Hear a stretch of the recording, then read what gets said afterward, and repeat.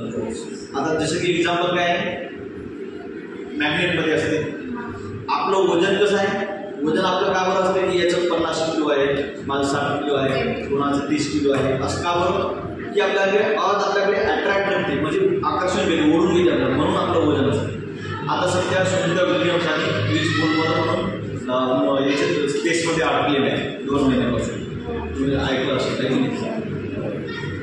Spaceship लावलेले आहे. आता ते नुसतं तरंगताना दिसतात आपल्याला हवेमध्ये, इकडे तिकडे उड्या कशा उड्या मारतात. पाणी जरी असं सोडलं ना असं बोला म्हणतात ते पाणी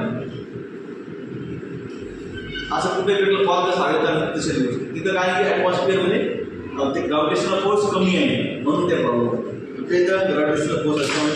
आता एक मून आहे, आपण लॉन्च केलं, एक समजा एक आर्क पॉइंट आहे, लॉन्च केलं तर मून त्याच्यावरती फिरत, मूनच्या वरती शक्य फिरणार आहे, कारण की त्याच्यामध्ये सुद्धा काय आहे ग्रॅव्हिटेशनल फोर्स.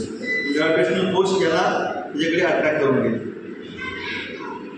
इथं मॅग्नेट लावलेलं आहे आणि मून दाखवलेलं आहे वगैरे, तर त्या मून इथे आहे, असं रोटेट होऊन गेलं म्हणजे ग्रॅव्हिटेशनल फोर्समध्ये झालं. बरोबर आहे.